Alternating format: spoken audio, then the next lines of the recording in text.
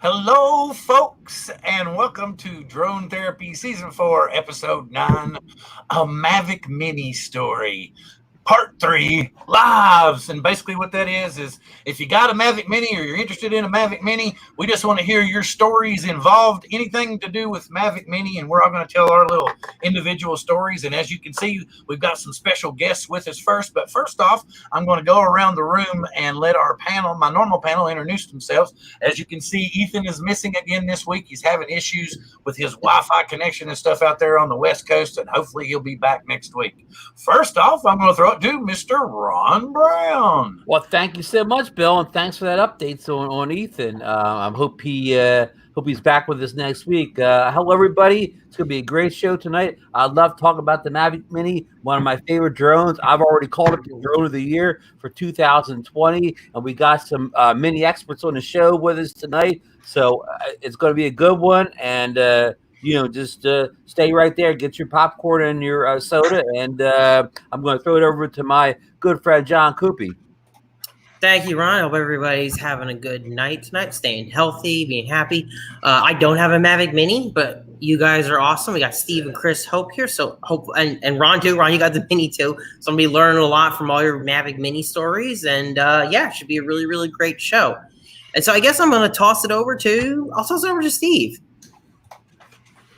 Hey, yeah, thanks, Bill, for having me on. I'm super excited to be here and talk about the Mini. And Ron, I didn't know you called it Drone of the Year. That's awesome. So let's gonna be a good show. And Chris. Hey, Ron, thanks for having me, buddy. Thank you, Bill, for having me as well, since this is your show, not Ron's show.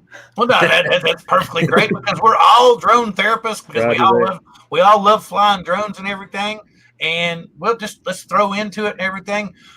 First off, I had not originally planned on getting a Mavic Mini. I had ordered my Skydio. Everybody knows I was talking about it as I'm playing up Skydio. I was like, I was going to have it in November. Then I was going to have it in December. Then I was going to have it in January. Then finally in February, I got it for my Valentine's gift, which was really, really cool.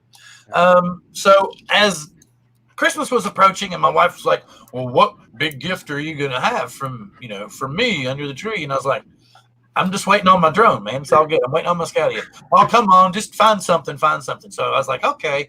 And then I happened to find, like a week before Christmas, I found a Mavic Mini at, B&H Photo. B&H Photo. And they had it to me in like 3 days. Wrapped that bad boy up, threw it under the tree. So I was like, okay, I'll take a Mavic. And I'll be honest with you, I'm stunned. I'm still shocked.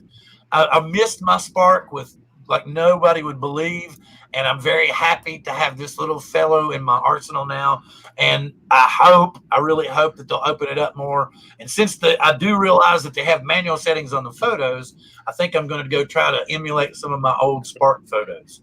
And anybody else jump in, and I'm going to highlight some names while our co-guests speak of their Mavic Mini stories. Ron? Well, I'm going to speak of my good friend Chris Hope's mini story. As many of you know, Chris Hope does a Sunday morning sunrise flight every week, or mostly every week. Every once in a while, somebody guest hosts for him. And he almost always gets an excellent sunset. But this Sunday, I think he outdid himself.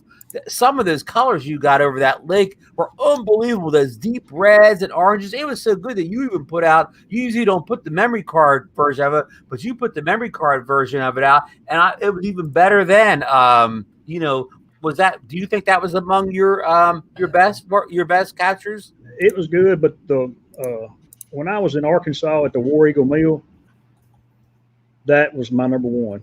And it's in a video on my YouTube channel. And I know that you do most of those with a fan because the Mini doesn't live stream. Is that correct? Right, that's correct. Yeah. Are you guys working on a way to get the Mini to live stream, or that's just There is. You can as a matter of fact, Mail's done a live stream with anything with Wi-Fi.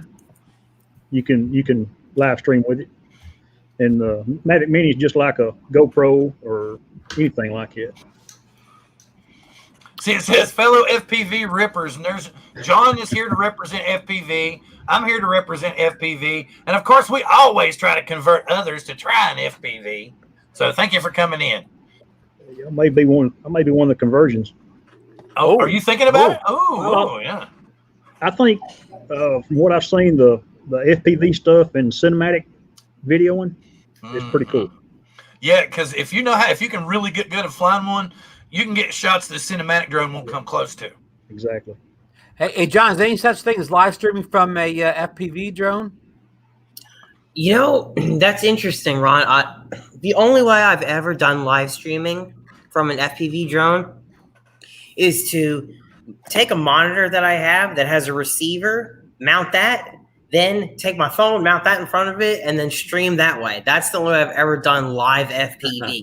There's really no way to easily get that stream live. You need some kind of receiver to capture that stream to the computer. And those are actually pretty expensive, analog USB dongles. So that's about as far as I've done with that. Do you recorder and I think all the Streamlabs has something you can interface with to go live. It's basically just a screen recorder, and you're broadcasting it to YouTube or Facebook or something like that. Well, that's cool. That's how we had to do it in the very beginning because we don't have 1,000 subscribers. And yeah, that's right. That's the workaround. Yeah, that's the workaround. Instead of, because you're flipping it sideways. You get all your telemetry, and everybody sees your screen. Wow. Yeah, Ron, you're right. I'm gonna get it up. Go ahead, keep talking, Chris. Oh, no, that's good, man. No, that's just how we did it in the beginning. Then Greg with Oz by Drone kind of got me hooked on the RTMP protocol. And our Sunday morning guys, that's where we're at right now, is using RTMP. Now, how do you implement that? I mean, I know what you're talking about, but I don't know all the steps to implement that. Yeah, you go to your YouTube. Now, the YouTube Classic, if you can still get to that, you can go get your stream key from there. I'm afraid the new RTMP and the new YouTube editor or creator is going to mess things up a little bit. I have to admit, that's pretty sharp. Haven't had a chance to fool with it yet. That's really if anybody's not paying attention, Bill has Chris's video up that we were talking about a few minutes ago, or picture up from this Sunday's sunrise. Yeah, it's beautiful. That is really beautiful. That's incredible, man. That's straight off the bird. I don't know how to do editing in my videos. So pretty much what you see is what you get. But I tweaked the EV to tone down the whites. Is about all I can do with the video. That looks good. Yeah, it does. Yeah. The one, but the 15 minutes before the sunrise was a shot. Because it was the sky was really orange and had all the colors are better on that one. Yeah. Oh wait, are you saying I got the wrong one? Sorry. No. Wait. No. I mean, Chris has multiple photos. Is there? Okay, it's like that. At the very end of it, like 15 minutes in or something. Yeah, I don't. Probably what you won't see is that you won't see that video. The picture is what I put on Facebook. Your thumbnail, yeah. Okay, I get what you're saying. I was like, wow, yeah, I can see why you get crazy over that. I feel like, wait a minute, let me share this tab, and I wish I could. Let me see if I can size it up enough. Hey, Godfather. Oh, Roger in the house? Roger's in the house. Roger! Might be. Hello. Let's see. Can I get it? Can you see? It's down here underneath it. That right there. That one right. I want to go to. I wonder if I can go to your page if it'll do it. Did it flip out? That video right there to the left with the screenshot there. Over here? That's the Mavic Mini at the War Eagle, Arkansas. All right, this one. Okay. And if you'll scroll to the very end, you'll see a classic Mavic Mini video, not a picture. About 2:24, I believe.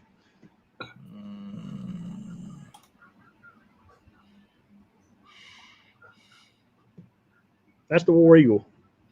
Oh, wow. That's straight off the Mavic Mini. Just adjust the EV a little bit. That's gorgeous. That's great. Yeah, that's great footage. That's my favorite footage with the Mini right there. But y'all can't hear the music, man. It's like, I'm like, wow. It's like blowing me away. Yeah, that's a beautiful shot. What a great place to fly. That's great music, it's a wonderful place. That's the Phantom 4, Chris? No, that's the Mini. Oh, that's the Mini. Okay, great. Oh, okay. That's what I'm talking about. That sensor's blowing me away. Well, it's a 12 megapixel, just like my Phantom 4. So it's basically the same camera. You just don't have as many settings that you can play with. I mean, the EV is about it. And then you can do some stuff in post with a picture, and you can do stuff with videos. But I'm just not into that. Now I'll play with the pictures a little bit, but the videos it's straight off the SD card.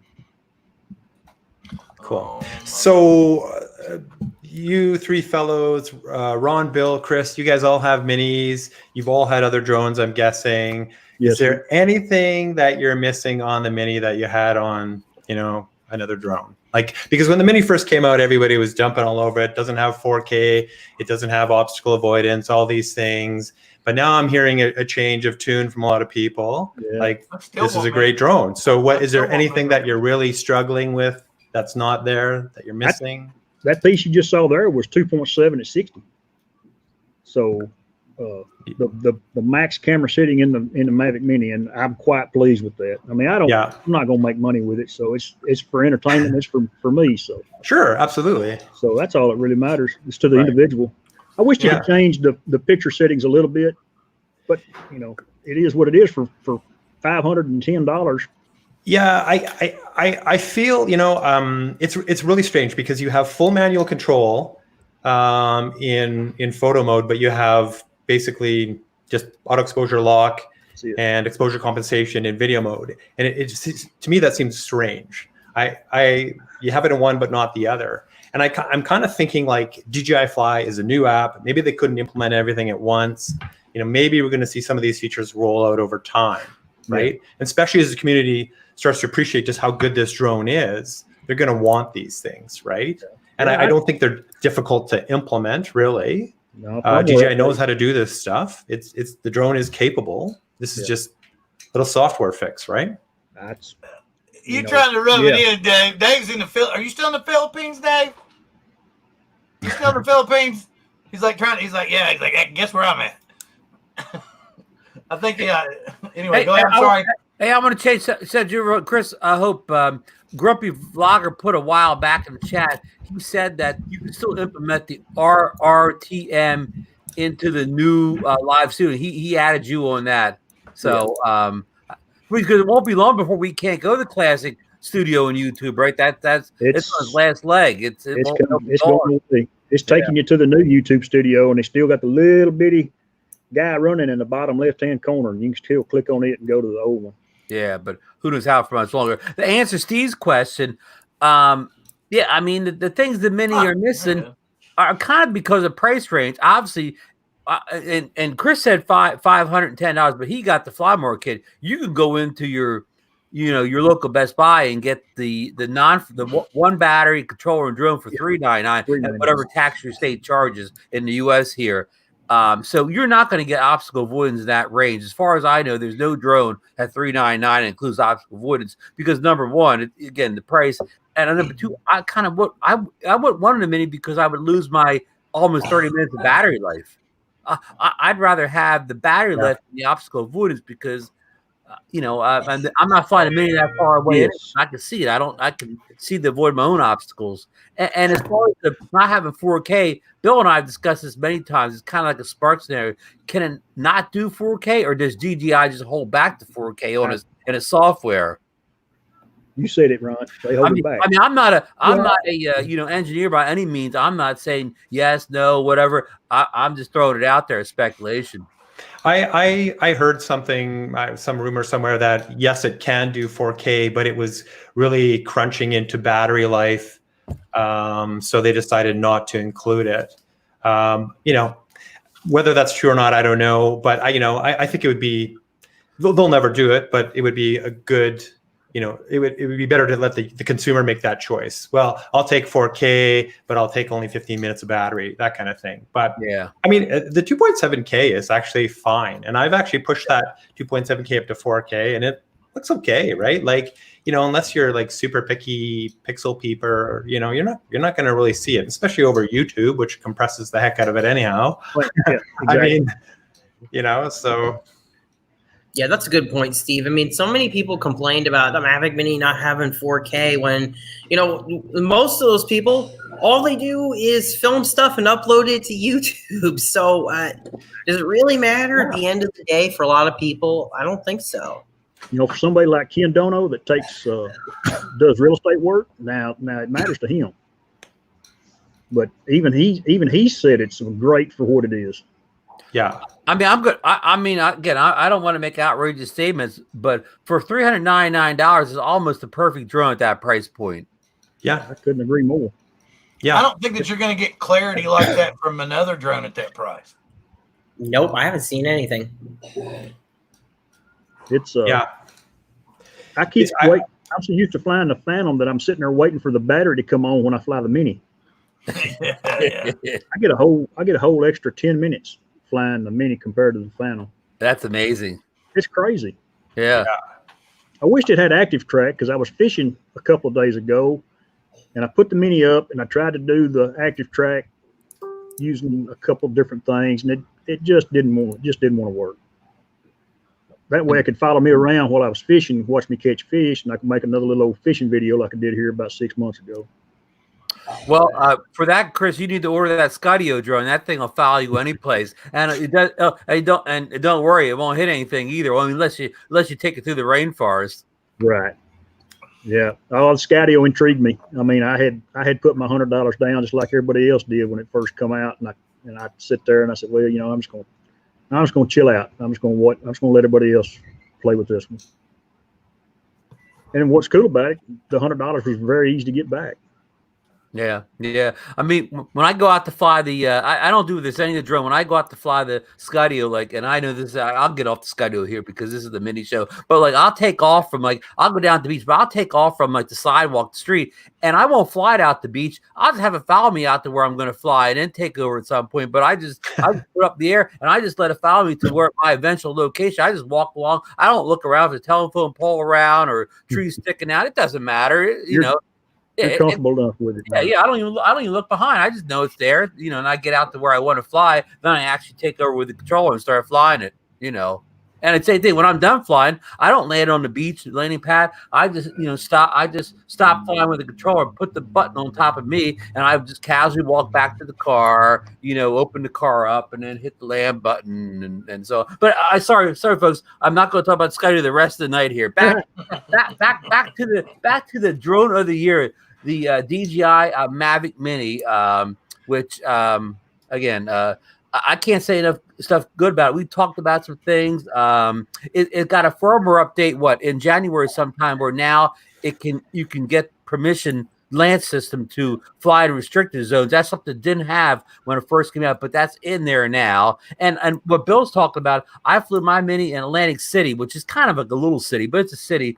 And I was in class G, but I was near class something else or whatever. I was near restricted area, and when I took it off near the lighthouse, it said, "Okay, you got clearance to fly, but only up to 200 feet," like Bill was talking about in his area. So it was no problem because the lighthouse was about 200 feet, so it worked out good for me. But we're waiting for more mini updates in the near future, hoping about adding a few of these little features in some of these camera settings and video settings. I mean, maybe they'll come, maybe they won't, but we're waiting for them. Yeah, just 2 updates, right, Ron? That's all I've had. And we haven't had one in a long time. Yeah, they fixed the motor overload. Right. That was the biggie. That was the biggie right off the bat, and after that, the batteries, I think, was up. Matter of fact, I put a battery in mine Monday afternoon, and it updated. I don't know if I missed it or if it's something that just they push through and don't tell you about. Battery firmware, is that what you're talking about, Chris? Yeah, I got one the other day too. Yeah. So, cool. Steve, what about you, man? Where you fly? Where do I fly? Yeah. Well, I'm up here in Canada, right? So What's that? It's cold. It is cold. We're having a terrible, well, we had kind of a really cold winter and we're having a pretty terrible spring. Well, I guess it's not officially spring, but we're supposed to get minus 19 degrees Celsius on Saturday. I don't know what that is in Fahrenheit, but trust me, it's chilly. Sounds Not spring weather. That's no colder than it was here today. It was 83 here today. I was gonna say, make us all mad, Chris, and tell us how warm it was in Texas today. We got the air conditioner on. Trust me. Oh, Yeah, thank you. Yeah, I'm in a puffy coat and gloves and a toque. So, oh my gosh. But yeah, I mean, with the Mini, because it's under 250 grams, I can fly a lot more areas than I could with the Spark. Spark, yeah, with Spark, I had to get out of the city all the time unless I kind of, snuck it in some of the areas where there's not too many people. But yeah, Mini, I can kind of fly it around the city. Generally, I can't fly over streets, things like that. But a lot less restrictions for sure. So just find little pockets of space here and there that I can fly in. And yeah, over the winter, it's been really cold winter, and I've given it a good run in all these cold temperatures, and it's actually done really well too. That battery stays pretty warm as long as you keep it warm before and in between your flights. Does really well in the cold. I've been quite impressed with that. Cool. I see TDRs in here. I know, doesn't Brian he has a Mini, right? Yes, he surely does. Yeah. Well, see, that's kind of what I was wanting everybody to know. I didn't want anybody to get mad. Like if somebody came in and was like, give me the link. This isn't the first time we're going to do, Mavic Mini stories live. It just so happened that I knew that all these gentlemen happened to own a Mini, and I'd really like to convince John Cuppi to buy a Mini, that maybe we could get him in here and listen to this. And maybe we could get him into, well, maybe that generic Mavic. Oops, did I say that? The new leaked DJI drone that everybody's been talking about and making videos about. And some people have been getting their panties in a bunch because people are making videos about it. But hey, man, this part of the drone hobby, this is what we all get a kick out of. It's it's fun for us. Some of us enjoy making videos about rumors and speculation. That's part of what some people get into. I mean, those same type of people might like mystery novels and things like that too. It's okay. So don't be ripping on the people that like to make those kind of videos. It's okay. If you don't want to watch them, don't watch them. But if you kind of are interested, go check them out. But I think that there's too much going on, as Ron was explaining to Steve before we went live about our new potential laws here in the U.S., for us to be so splintered in the drone community when at the end of the day, we all might be kicked into a little dirt field somewhere flying in a 500-foot box. Tie a rope onto it. Bill? I mean, we don't need to be. All my shots are less than 100 feet away, most of them.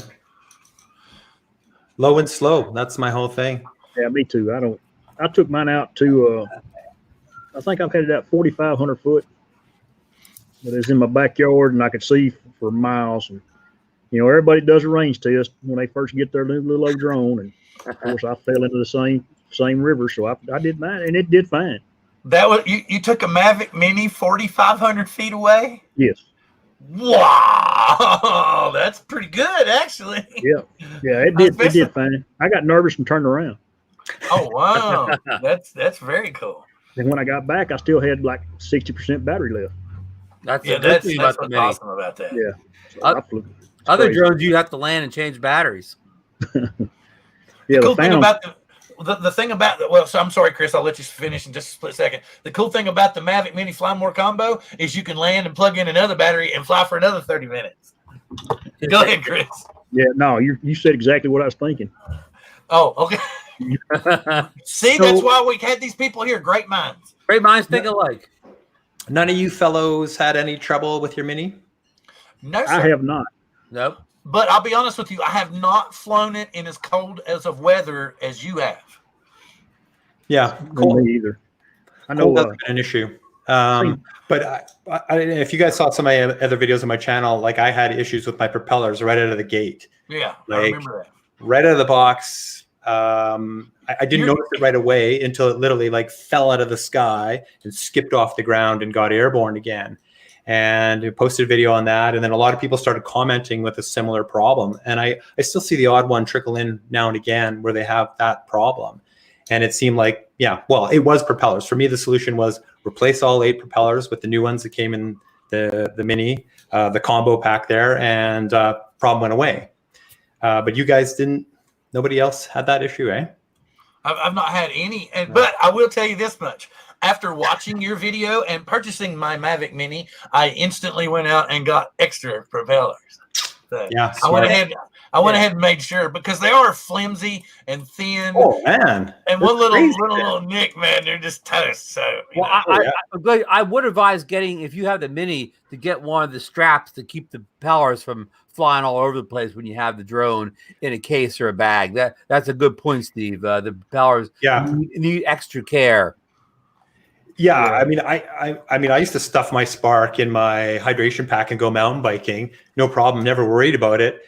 And some of those propellers would just they'd be scratched and nicked and dented, and the Spark it's a flying tank. It just did fine. Exactly. But the Mini, those props are like paper thin. You got to baby that thing a little more, right? So the tolerances are a lot smaller. That's your case there, Bill? Yeah, I got one. This was just because I went back to Virginia to visit my 93-year-old grandmother. And I wanted a way to put it in my camera case, and the Mavic Mini case was just too bulky, you know. So I got this and the controller case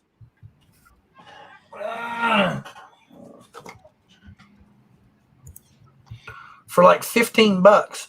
I don't know if if he might be coming in. He comes in from time to time. But anyway, yeah, and it fits perfectly. I can put them both in there. It's, hard enough to where I'm not worried about it. And especially this case. This case has got some nice cushion in it, nice lining.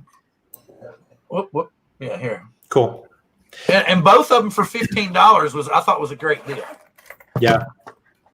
Yeah, I picked up the little DJI, what do they call it? Their little propeller thingy. I can't even think of the name of it. Just holds the props in place. Little strap goes over top. Yeah, I have it too. I don't know what the name of it is, but yeah, I can't think of it. But it's perfect. Just keeps the props kind of in order. I can stuff in my bag. Don't have to worry about it, because I was just putting it in my camera bag, and I pulled it out one time and I actually bent a prop, like just so easy. Yeah. And I'm like, okay, well, I better do something about that. That's not going to work long term. So. I have a pair of Nazi also. Reminds me of the Nazi propellers. They're the same way. They look sort of fragile and flop all over the place. So it's good to keep them strapped down someplace. Yeah, for sure. I'm sorry. I let people go by. I'm trying to catch. And what do you guys think about the? Changing propellers. I did a whole bunch of videos on propellers, and I tell you, it was a total pain in the butt, because I'm like unscrewing like all these 8 propellers all the time, testing things, trying to keep track of which propellers went where. With the Spark, that system that they had, you just clip it in, give it a twist. Fantastic, right? Obviously with the Mini, they had to cut some weight. I'm assuming that was kind of the main driver behind that. But what do you guys, what do you think? I totally agree that the fit and finish of the Mini's not what the Spark was. The Spark was, like you said it well, it was a tank. Everything on it was made meticulously. The props, rigid, body and rigid, arms on it. And, but the computer and the software inside the Mini are just a big step up. It flies better. Like I did a head-to-head test with the Spark, and the Spark had a little crabbing in it. It didn't fly exactly straight, but the Mini's just like the big Mavic drone. It flies exactly precise straight, no crabbing at all. It's from everything but the fit and finish. It's a better drone than the Spark, but the Spark is made better, no doubt. Yeah, I've had tons of crashes with my Spark, and that thing is unkillable. And I have yet to really crash my Mini, but I'm seeing a lot of guys are commenting on my channel, and they're saying they've had some crashes and broken arm off or did some serious damage. So I mean, definitely, yeah, like you say, Ron. It's not built like the Spark. It's probably not going to hold up like the Spark, but the flight. characteristics. I mean, as soon as I flew that thing for the first time, it's like, oh my gosh, like I loved my Spark. I still love my Spark, but the Mini, it flies like a dream. It's just a total different experience. And would you agree that the Mini's more of a casual flying drone? Like I would not fly the Mini in a situation where I would. I mean, you never intend to crash your thing, but I wouldn't put the Mini in a situation where I thought it could crash or was going to hit something or it was going to be any type of damage. If I was in a situation like that, I would take a more robust drone into those situations. Yeah. Does that make any sense? Yeah. Yeah. I mean, I'm never looking to crash. Right. But yeah, I mean, definitely I'm a lot more careful with the Mini. I mean, I probably, as I gained experience with the Spark, I maybe took a few more chances to get in some tighter shots because I knew if I made a mistake, it's going to be okay. But with the Mini, I wouldn't be as confident that if it took a hit, it would be fine, right? Mm-hmm. Yeah, we've all had other drones. I've seen other drones bounce off walls and keep flying. Well, the Mini maybe not. Yeah, no, I wouldn't take my chances with that.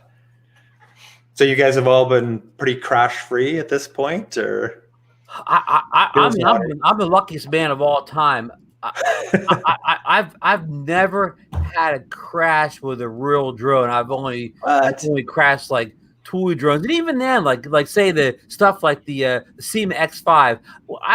I wouldn't even tell you I had a real honest good ass of crash. I've had crash landings. You mean I've known I was in trouble and I got to the ground with what I call crash landings. I've never like totally ran into the side of a building and broke it in half. I mean, I lost a Hubset 501 in a tree. I guess you could call that a crash. I mean, it didn't really, I mean, it was still up in the tree, but it probably was still in one piece, but I guess you could call that a crash. But but I've never flown drone into the side of a wall or a tree and just smattered into pieces. I've had a lot of what I call crash landings with toy drones, but with my DJI drones, I've never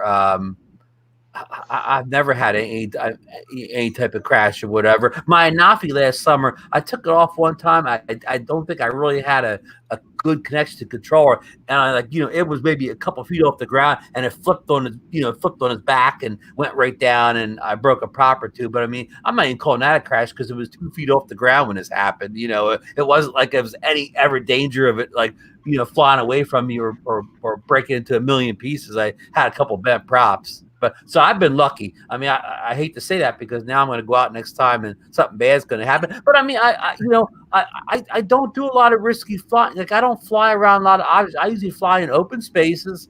I don't really specialize in range tests. I mean, I'm mostly a line of sight flyer. Now anything can happen. You can lose connection to the drone and things like that. And there's always, there's pilot error and then there's things that aren't pilot error. But I just been lucky. I just hasn't happened to me yet. Yeah, I mean, the Spark for me, the Spark kind of it begged because of its size. It kind of begged to get in tight, get close to things, right? Mm-hmm. And the Mini is kind of the same thing, right? It's this nimble little thing that can kind of fit through all these spaces. So it's kind of begging for you to get into those tight areas, tight spots. So. Yeah, and without collision avoidance, yeah, it would be easy to make a mistake.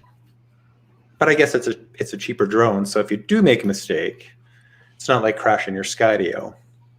Well, of course, the Skydio would be the drone I would take in a tight spot. Actually, say it wouldn't be like crashing your Mavic 2 Pro, which is quite a bit more money, and you'd be more depressed about losing that. But. So back to my original question I threw out to you guys. Like, what is it missing? Like, Ron, you're calling it drone of the year. I think it's a fantastic drone. I really don't have much to complain about. Anybody else? Like, there's something that's missing? Feature or two? Not missing anything at that price point. Manual white balance. Right. Yeah, right. Well, for sure. Right. Well, everybody's like, come on, tell me something. And I was like, that one's an easy one. Yeah, I would be very happy if they would give me manual white balance. I'd be okay with auto settings on everything else. Just let me have auto white balance. Yeah, I just did a whole video on that, and because I'm watching my colors swim around, in a 7-second piece of footage, and even like with you, Chris, you're taking all those sunsets. Those colors actually look really good, but if it gets those colors wrong, like they're way wrong. Are they way wrong? If you get them wrong, they are. Yeah, it's the War Eagle picture there. That's about 3 flights before I finally got the EV the way I wanted it. Yeah. And then I forgot about the other feature. You can hit that little lock, the AE lock. Right. Yeah. And I hit that, and I had forgot to do that on the 2 other times I tried it. The third time was the charm. Yeah. I got it set where I wanted it and locked it and flew my little mission there, and it turned out okay. Yeah, and honestly, having those 2 features, having the exposure lock and the exposure compensation, like you really don't need manual with those 2 settings, because you can get it exactly where you want it. You have creative control. You can shift it a little brighter, a little darker, however you like it. But even with auto exposure locked down, that white balance will continue to fluctuate the entire time. Yeah. And I demonstrated that in my latest video, like how quickly that, just by putting a piece of blue cardboard in front of my Mini, you watch the color shift way yellow. So it's constantly evaluating, it's constantly changing that color. So if DJI wants to do a solid, having that white balance lock or giving us white balance control would be awesome. And I think that's a pretty easy add, right? Yeah, you guys make a great point, because I can't think of another drone, not counting tool drones, that doesn't have the white balance control. Like, of course, all the Phantoms, all the Mavics, the Spark had it, the Nafi had it, the Skydio has. I can't think of another drone that does not have the white balance setting on it. Yeah, and to me, like that's not a professional feature. That is photography 101. That's like on any camera, whether it's point and shoot or not. Like that needs to be in there. That and changing your iOS is on everything. Yeah, ISO. Yeah, like I mean, pretty much any camera you could buy, $200 camera is going to have all those features on there, right? Whether you or not you choose to use them is your choice. But I think they do need to be there for sure. Well, here's the question. Are they not there because they're crippling the camera on purpose so you buy the more expensive Mavics, or is it not there because they think this is the ultimate beginner's drone and beginners don't care about this stuff? He told you to begin with, remember, because of the battery drained the battery. I mean, how much is locking the white balance going to drain a battery? Well, why wasn't it included to begin with? No, not because they're going to like give us a little bit every time. Like every drone they've given us, they open up a little bit across the time. Yeah. I honestly don't think it's anything nefarious. I mean, DJI always has to be careful about poaching away from their more expensive drones. But I kind of feel like, DJI Fly is a brand new app. So maybe it's just an oversight, or maybe they didn't have time to implement every feature, because like I said earlier, they do have manual controls for photo mode, but no manual controls for video mode. It doesn't make sense to me. Yet you have things like the histogram, you have grid lines, you have overexposure warning. Well, those are all very advanced controls. If you don't care about white balance, well, you don't care about a histogram. So it's kind of a mishmash of, simple entry-level stuff and then advanced stuff. So I think it's going to iron out over time. I feel kind of fairly confident about that. Even if it doesn't, it's still a great drone. That's a great point. You have a histogram, but you don't have white balance. Something's messed up there. That I never thought of that. That's a great point. To what Bill was saying before, we all know about the Mavic 1 Pro. For about the first year it was out, the camera wasn't that good on it, and it lacked a lot of stuff. At about maybe right before it was out a year, they put out this giant firmware update, and they fixed almost every camera issue the thing had. Overnight, it went from being kind of like not that great of a camera to being real good, just in one big firmware update. Yeah, that's true. It did. Speaking of the Mavic Pro 1, I want to ask you guys something. So, as someone who does have the Mavic Pro 1, do you guys think it would be worth it at all for me to buy the Mavic Mini? Because one of the reasons that I didn't jump on it is because I just feel like I don't think I really have much to gain already owning a small folding drone that flies a good long time, at least for me, for what I do with it, or I really just don't see what I'm going to get out of the Mini. And, I live in the United States. So, Steve lives in Canada where things do significantly change law-wise when it comes to the weight and all that. For us, it really doesn't matter, at least not at this point. So for people who already have the original Mavic Pro, is there any big reason that someone like me would buy that? No. Other than flight time. Other than the flight time. Because you're going to stay in the air double what you would with the Mavic Pro. Yeah, but the Mavic Pro, if your bags are in decent shape, you're still getting a little over 20 minutes with the Mavic Pro. So it's not like it's a bad flight time. It's just not as good as the Mini. Yeah. Right. See, I think the Mini is really great for somebody who either had a Phantom and was looking to get a folding drone. And now, oh, wow, what a great price point. You come in at $399 and they get a folding drone. Yeah, exactly. Yeah. That's Chris' situation. That's Chris Hope. And now he's got a really great drone. Like, hold on one second. Go ahead. All right, go ahead. Like next year when Chris Hope goes to the Spin Up 2020, he didn't have to bring his big Phantom rig with him, whatever. He could just put the little Mini in his pack, and he's traveling light. I carry my backpack with my iPad and a couple of cameras in it, and my Mavic Mini every day. And your back doesn't hurt you. No, I just throw it over my shoulder, my little go bag, and it's there. Yeah. Yep. Yeah. Dennis Lovelady made me some of those little old. He's got a 3D printer, and he made me some straps for my props. Oh, for the props, huh? And he made me a little cover to go over the sticks. So instead of taking the sticks off and on every time, I got this cover over it, so I can actually close it up, and the sticks are protected. Well, that's nice. It's so wonderful. Yeah, the Phantom gets drug out on Sunday mornings now. It seems like they don't get the windshield time the Mini does. They can get around as much as you used to. Oh, my Phantom 4's so mad at me. She cusses me while I'm asleep. She's like, "Get me out of this box." Yeah. And another reason I bought the Mini, there's a bridge. It's a 6-truss steel bridge that was built back in 1908, 10. I flew it with my Phantom. I tried to fly down the road, and the Phantom went nuts because of all the steel. Really? And I brought it back, and then they come out with the Mini, and I'm thinking that the Mini can probably fly the whole length of the bridge. It's probably about 600-700 foot long. It's a pretty good not get interference with the metal. It probably will, but it's so small. I think I'll feel more comfortable trying to fly it down the highway. Mm-hmm. Then again, if something stupid I do happen to lose it, then I've not lost $1,500. Right. But let me ask you something. If they added the live streaming capability to the Mavic Mini, would that maybe go out on Sunday morning sometimes too? Yeah, most definitely would.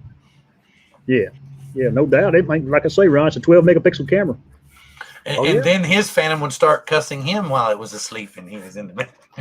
I really do. I think I'm going to have like a nightmare dream where like all my drones that haven't been flown in a while are all like sitting there on my chest, and I wake up and they all spin up at once and go, ah! You have too many, Bill. There's Metro Drones and Paul Murray. We've had a bunch of people in and out tonight. Hey, Glad Sean. to see everybody in the house. Cool to see everybody. I've been here lately. I've just been trying to like highlight people's chat so that we don't mess up with the chat going on. But like I was telling you all ahead of time, if you see anything going, wait a minute, nobody here has the goggles except Ethan, and hopefully Ethan will be back next week. We have an interesting show planned for next week, but it's a little early for me to start talking about that because we've had a really good panel tonight. Everybody that's here that has a Mavic Mini or is interested in the Mavic Mini is more than welcome to come on to a future show because we're going to do this again. I'm hoping to have, a few different volumes of the Mavic Mini, story live because I like we all said, we love the drone. We're looking for little little improvements here and there, maybe. But we all love the drone. Like Ron said, we think it's the best drone of 2020. Could be. But, so we're going to talk about it more throughout the year, especially as the weather gets better and we get more and more incredible footage to see what this little drone can really do. Hey, Bill, highlight WNY Outdoors Adventures latest post. The one about you? Or is that the one you're talking about? Oh, yeah. Anybody need a Skydio? My son has a reservation pending. I bought mine from the Drone Nerds. He's got a pre-order, so we have pre-order pennies. If anybody needs a Skydio, hit up WNY Outdoor Adventures, and you can skirt the Skydio line and get one in timely fashion. Well, I don't know if you think that they would really be able to get one ahead of everybody else, or are they just going to be stuck in line like everybody else? Well, I think what he's saying is they'll just go ahead and complete the order, and then they'll do the transaction. I think that's what he's saying. Am I wrong on that? I don't understand. Y'all lost me, but okay. If y'all understand what Ron's saying, cool. I may be wrong. So check with W1I Outdoors to see. Okay, see, that's what I'm saying. He has a reservation pending, right? But he has a reservation pending, but he already was able to get one from Drone Nerds, so he didn't have to wait for the reservation. But he's still got his reservation in. So and maybe he wants to sell the one he's got now, or he wants to sell the pre-order. The pre-order. Oh, well, that's an interesting thing. He's got one for $100 he's willing to get rid of. There you go. Yeah, $100 he's willing to get rid of. So what do you fellas go for it? What do you fellas think of the DJI Fly app? I like it. It's simple. It's real simple. Yeah, I agree 100%. I really like it over the other one. It's like, especially like everything I need is like right on the screen, right at my fingertips.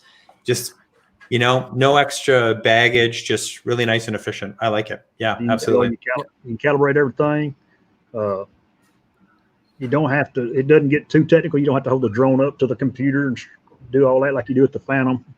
Yeah. When the sensors are out of whack, which the sensors on my Phantom's been out for about 3 months. I get that warning every time, and I haven't calibrated it yet, and that's my fault. But I don't fly where I'm worried about running anything right now. So I agree about the Fly app. I mean, especially for the Mavic Mini, since it doesn't have that many settings in it. Why if you had the DJI Go 4 app, it would be useless because it hardly has any settings anyway. So why dig through all these menus to find the few settings they have? So I think they were wise to put the Fly app out since they put so little features in the Mini. Okay, here's something else. Did you all see anybody? If you didn't get a chance, go by and check it out. Above and Beyond Drones. He had his Tuesday Tech Talk last night, and they were pointing out how that I believe the Matrice in its app, and also in the Mavic 2 series now, there is an area for remote identification. So you can go in there and turn it on, and your drone will actually have a remote ID. You can do that in the Fly app as well, I believe. The Mini app. Isn't there something? I haven't looked through it, so I really don't know for sure. Do y'all recall seeing that in there? I think you can turn remote ID on or off. Yeah, I'm not sure about the Mini. I mean, I've seen Billy Kyle do the video on how to do it in the Go 4 app, but I'm not sure about the Mini. Look, I don't know. You can't look at that stuff unless you got your drone hooked up. Okay, so it's all in the Go 4 app. So basically any DJI drone that runs Go 4 could potentially have remote ID. I swear I've seen it. Me and Mel talked about this the other night, and I missed what you're talking about last night. I got in on well, Mel was on there too, and he was talking about how it was on the smart controller. Mel's like, no, it's in Go 4 now. It's in the Go 4 app, yeah. Yeah, so you can get in. So any drone that would use Go 4, you would think could potentially have remote ID now. I was fooling with there's an app, Kitty Hawk. Yeah. Kitty Hawk. Yep. That's what I use. Did you go in there and look and see if you see any other drones flying? I don't know about that one. All I know is I got clearance for today. About 6 months or so ago, it finally got to me where they wanted me to buy the extra features, and I didn't do it. But I noticed one time, 6 months to a year ago, I was playing with it, and it showed a drone flying in Odessa, Texas. It showed its location, and I wondered if they had turned that on in their Go 4 app for Kitty Hawk to hook up to it and see it. That's interesting, Chris. Very cool. Yeah, it's over my pay grade, but I'll have to look into that. So one thing about that Greg is saying it is in the Fly app. Yeah, but one thing about that remote ID thing, I thought that setting was only pretty much compatible with that DJI Aeroscope thing. Yeah. And isn't that how that works? Like it's not necessarily what the FAA would be happy with, at least at this time, is my understanding. And I have one other thing to throw in the loop that I've tried to get other people to bring up. What about the One Air thing that what's his name from Virgin is doing, where he's got the satellites encircling the globe or the planet, and so by 2023 we're all going to have high-speed free internet supposedly. Elon? So basically, yeah. So basically, no matter where we are, even if we went to one of these cinematic boony places, we would still meet their criteria by having an internet connection and being able to produce that remote ID, which they were going to probably get very angry about. Because people have been trying to tell me, no, it's not about the delivery. It's about the Jetsons flying cars. That's what their main goal is to get human transport to where we can all zoom quickly through the sky. That's their ultimate goal, not so much as the delivery thing, because they've seen the logic as we do. It's just not there. But potentially flying cars for the rich and elite, yeah, possibly. And they don't want our drones in the way. Hey, Chris, Lloyd says what you talk about, it's also an air map. Air map, yeah, that's what he said. So I think I got air map. I'll take a gander and look at it. So that would show the actual location of other drones. Is that what we're saying? If that drone pilot submitted that, it doesn't do it unknowingly. The drone pilot has to be a contributor, and that's okay. So he has to be active in Lance, or he has to be active in Kitty Hawk, or whatever app you're using. He has to be active in that app and click a button to allow it. Where the FAA proposal, they want to do it without you allowing it. Yeah. Which, like the video that we all see of Zen Lee, where he got rolled by those guys and lost his Skydio. Yep. Although he said I was watching one of his videos the other day. I think it was a live stream. He said the police had recovered his phone. Really? So they won't be able to fly the Skydio anymore now. Without his phone, they won't be able to fly. Well, it's one and done. Is that? Well, because each Skydio has a unique Wi-Fi password and Wi-Fi signal, and without having the password, you're not going to be able to fly it. And the password doesn't come, unless you got the case that it came in and all that stuff. And and the only reason they could fly it up to now was because they had that phone, which the password was already put into. And here's another thing: if you want to use a different device, you have to send in and get a code from Skydio to send back to you to activate that device before you can fly that drone. Are you kidding me? That seems really, really ridiculous. Why? It's perfect because it would be useless to steal them like it was for these guys. But they didn't know they stole it. Yeah, so they rolled him, and then they're going to go try to sell it to somebody, and they're going to say, "Okay, show me how to fire it up," and they're going to be like, and then get the. So in other words, that guy's going to wind up at a pawn shop for $50. Exactly. And Ken Herring's going to have him tomorrow night. Oh, really? Yeah, because and you wonder, I guess why? What do y'all think? Why? Why do y'all think why? How's Ken Skydio doing now, Chris? Man, I guess it's in the trash. I was gonna say it's in pieces, man. Yeah, it's in pieces. I guess he's going to have to get another one. I don't know.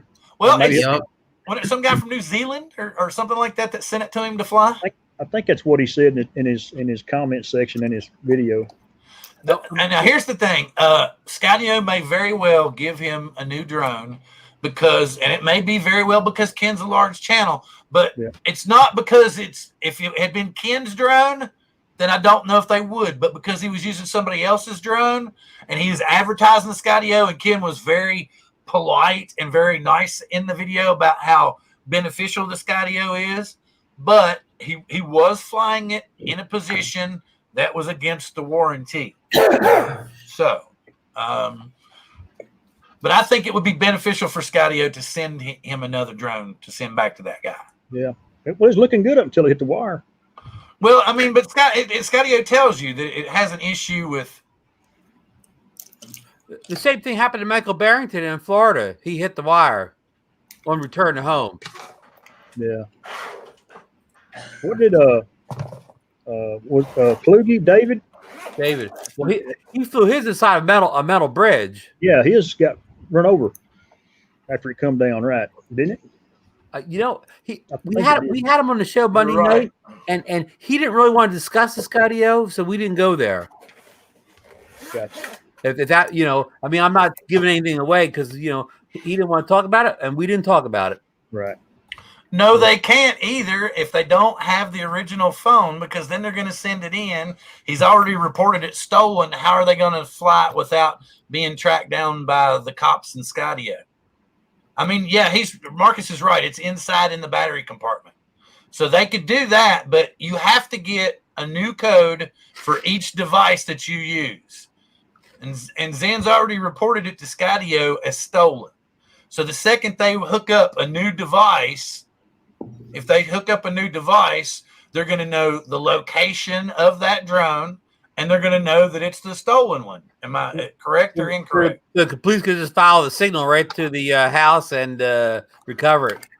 But yeah, he is right. It is inside the battery compartment. So, but each one has a unique signal. But like I said, where he supposedly got his phone back, they would have to contact Skydio in order to connect a new device.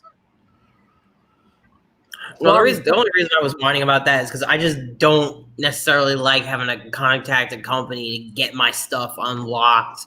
But that's just me. I mean, it's a nice feature though for security. It's like when you double authenticate on passwords and stuff now. Where you log in the website and you haven't logged in a while, you have to send a signal to your phone. Right. Yeah. WNY Outdoor Adventure says Kluge he crashed the Skydio because he didn't have enough light inside that bridge. Yeah. Great. But he was also flying with the small wires and stuff too. And remember, he was even talking in the video, going, "It seems to be noticing these wires pretty good." Oh well, not now. I'm hearing too much Skydio chatter. Yeah, we've heard this at the Skydio show. Let's get back to our beloved little super duper Mavic Mini drone, which of course doesn't have optical avoidance, so it won't avoid any wires. So it sure won't. Yeah. How about this? How about your manual? Mini accessories. What's your favorite mini accessory? What's your favorite? That's a good question, Chris. What's your favorite mini accessory? I've bought none. Well, you can buy more kit, so we can count that as accessory. I got 3 batteries in a. I tell you what I have done. I've half charged my iPhone with the battery pack. I have used that before. That's very handy. Oh, nice. Good shout out. Yeah, that's a good feature. Yeah. A great way to drain your batteries too before you got to get on a plane.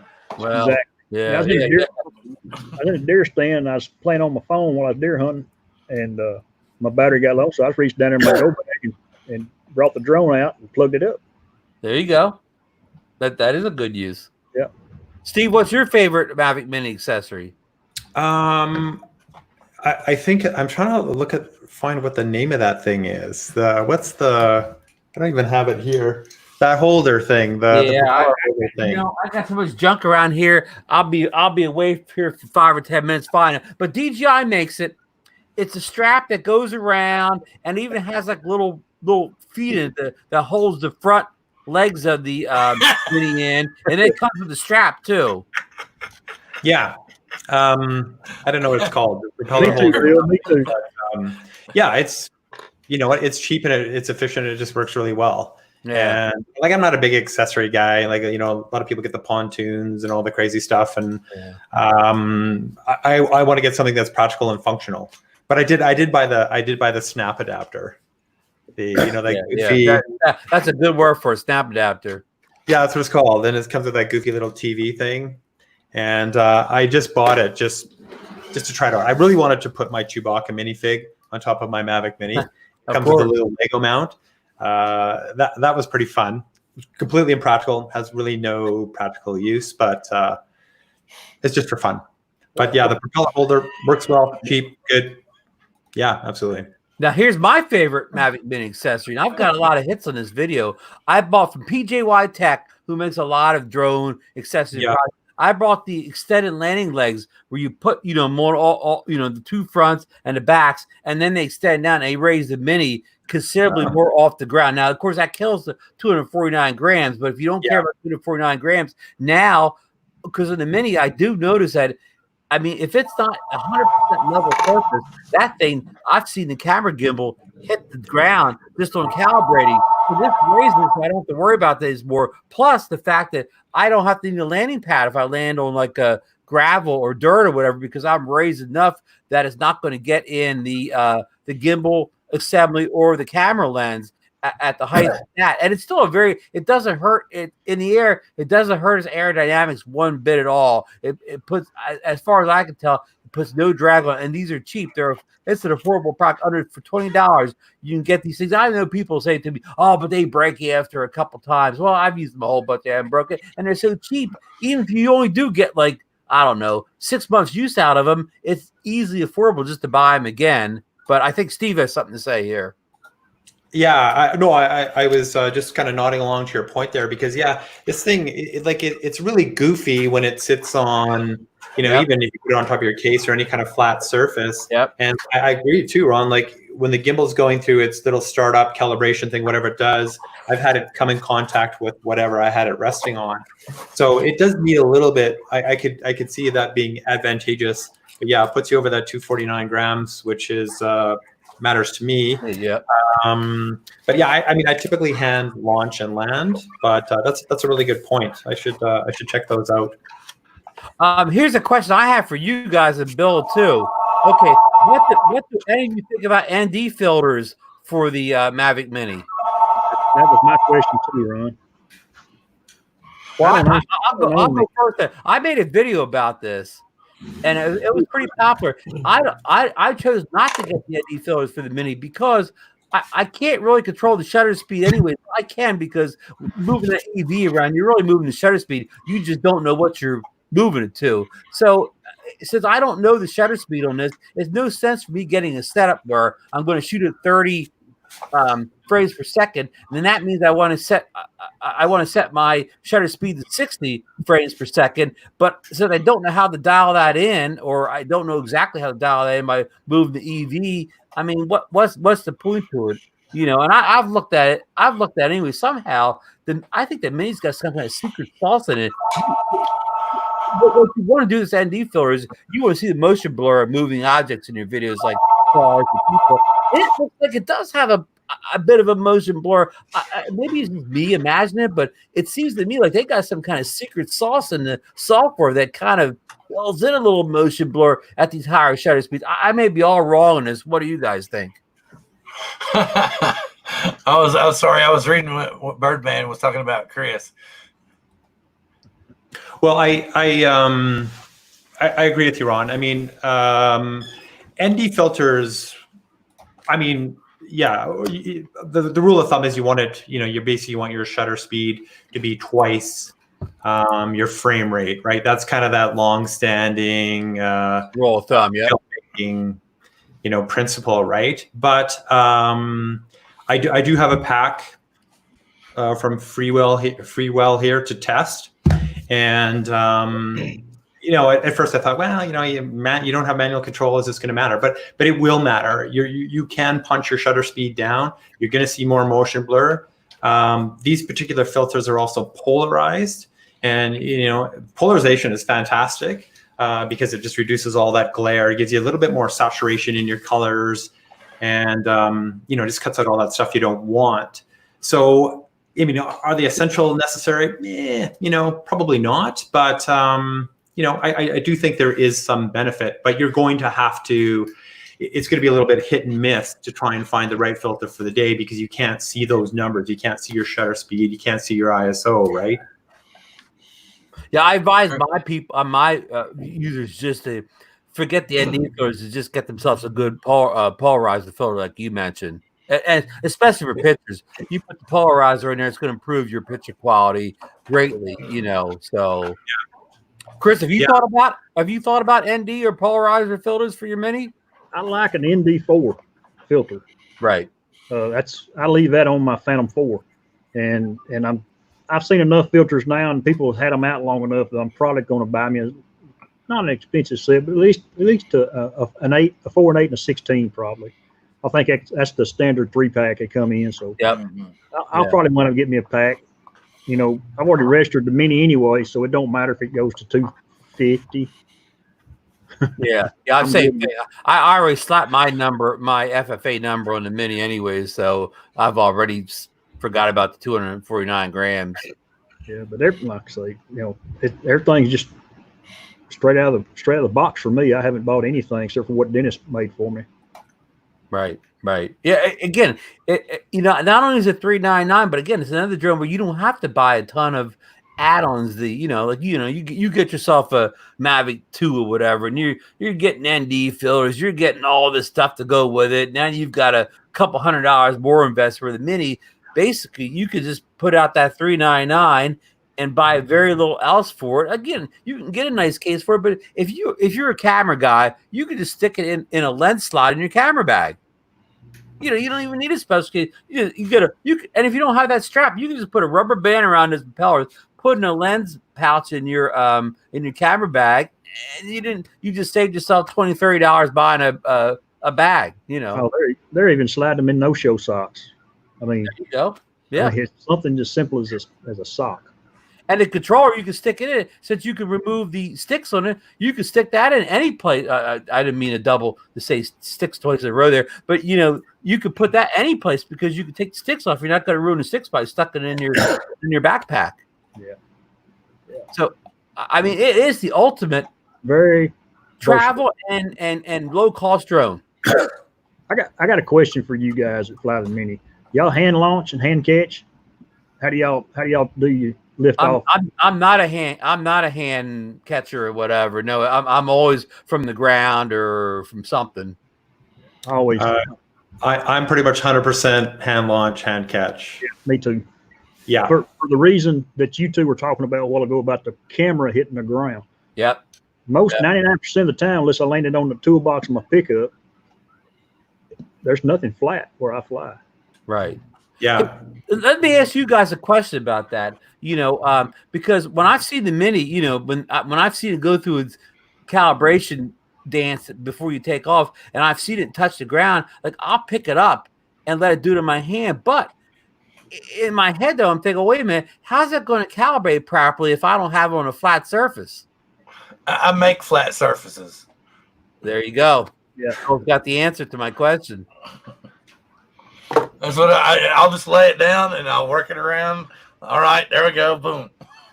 Yeah, I mean, but seriously, if I hold that Mini in my hand and let the compass do its calibration, I mean, I'm never going to get 100% level or whatever. Just holding my hand. But do you think that'll affect the quality of the, of how the gimbal performs during the flight? Okay, I got to know. Good. When you spin that thing around, when it tells you to do a compass calibration, do you make a perfect circle every time you do it?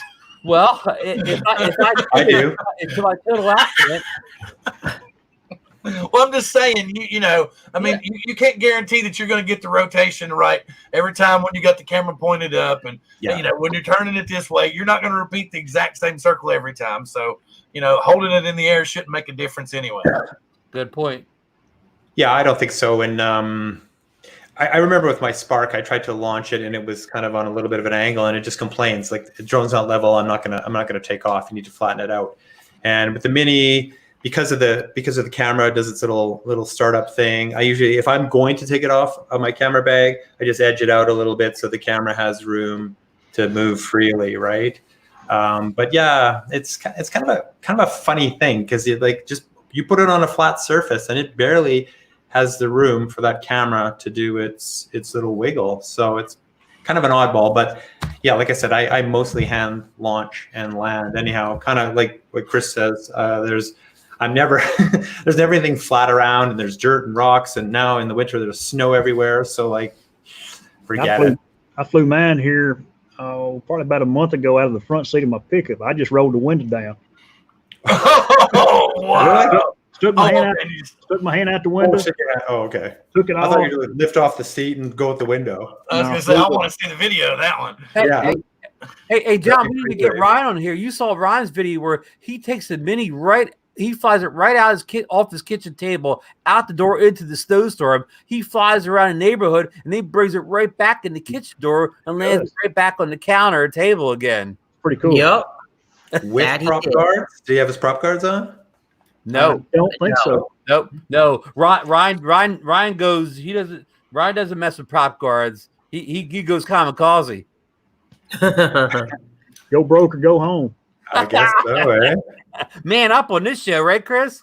Roger that. Dude, Ryan Hopwood's in the house. Of course, I bought I was cheap. I bought the $3.99 kit, so I didn't get the prop guards. How have you even put the prop guards on, Chris? What's a prop guard? Exactly. What's the prop guard? There you go. I do use them. I'll film a lot of B-roll and stuff in the house. And typically I'll have my prop guards on because I'm like inches away from lights and cameras and backgrounds. So with the prop guards on, that thing will just bounce off. I mean, floating in the air, you can bang it with your hand and it just, hovers in position. It fights to stay where it is and nothing bad is going to happen typically.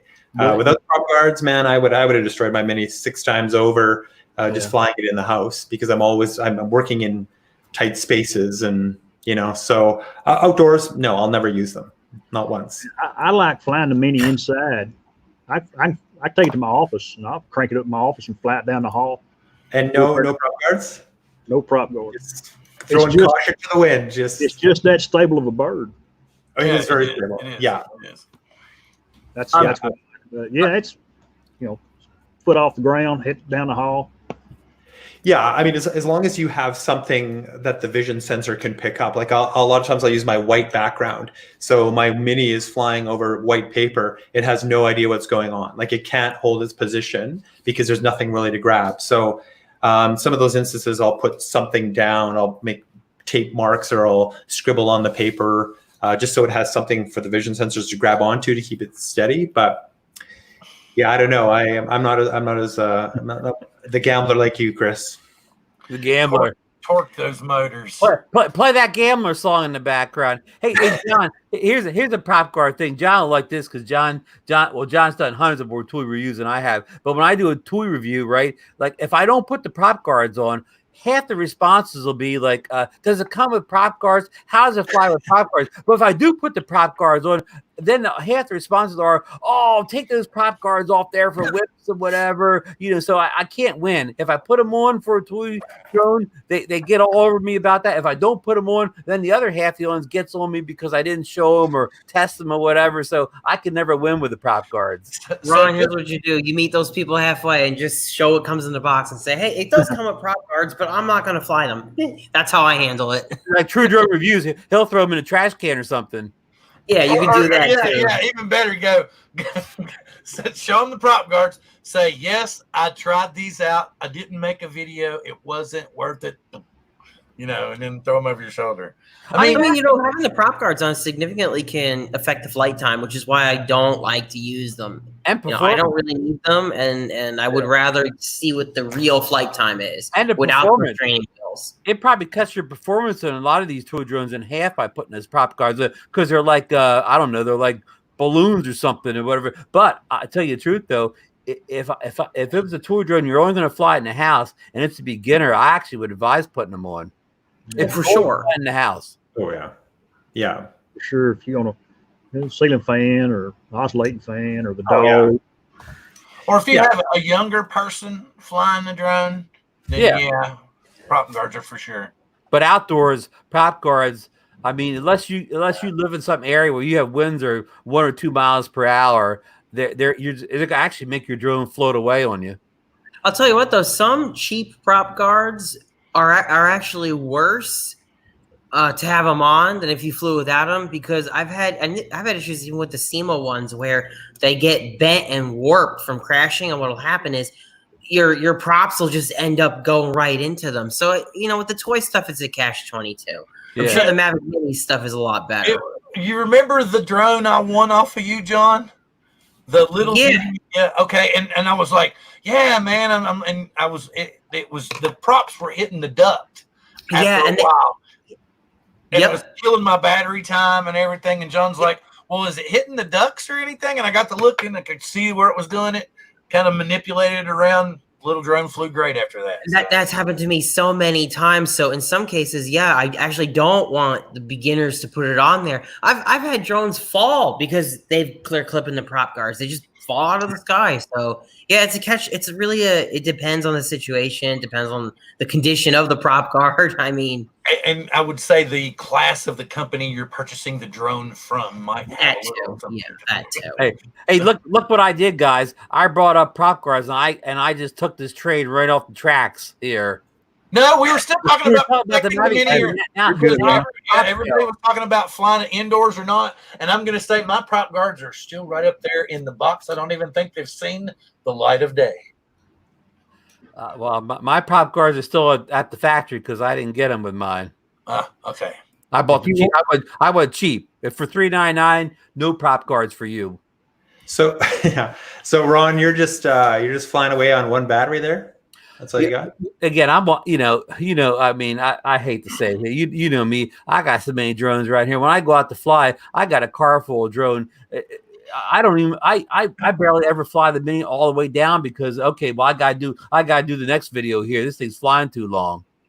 And now he's got to fly the Xeno 2 forever because when is yours showing up, Ron? Or is yours there now and everything? Supposedly tomorrow. And I went cheap again. I didn't get the fly more package. I just got the drone, the controller, and the battery. So again, it'll be one battery and done on these flights. But so Ron, did you just complain that the Mini has too much flight time? Is that what I heard? When you have a car full of drones that need to be flying, you think, come on, guy, run out of gas. Whoa! What do you mean? What do you mean that you've got too many drones in the car that gotta be flying? This is a hobby, Ron. It's not a job. You can fly which drone you. This is what kills me when they be like, "You got too many drones, man. You can't fly them all." And I'm like, "Well, you got too many too. You can't fly them all either." But I'm not going to give you a hard time about it. Well, Bill, if your Mini didn't have such much time or whatever, the Phantom 4 could get out there and get a nice flight in. I'm going to get the Phantom 4 out anyway, since I finally figured out that Lance is, so because that's what kills me, and that's why I was posting it today, because people were like, "Oh, I don't want to do that. What if they tell me no?" And I'm like, well, if it tells you pretty much that you can get automatic up to 200 or 300 feet, then you're pretty much going to get that. You shouldn't be worrying about it. Because let me just say, this is a true first world problem moment, having too many drones to fly and too much flight time. Yeah. Yeah, that's true. Usually it's because if you were seeing earlier, Birdman was talking about how, he likes flying his 4S for 4 minutes and getting his maximum out of it for 4 minutes.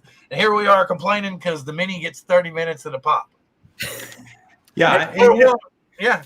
I agree with John. Like it is a first world problem, and like the Spark was my first drone, and it's 15 minutes advertised. Maybe you get 12, and with the Spark, it's like I always felt like I've got to get. I'm not going to fly it for 4 minutes, bring it back down, and then take it up again because you're not going to get anything. So basically, one battery is kind of one shot with the Spark. Now with the Mini, because I get 30 minutes, I'm kind of on the other side of the things where I'm running out of things to shoot with that 30 minutes. So, but I can take it down.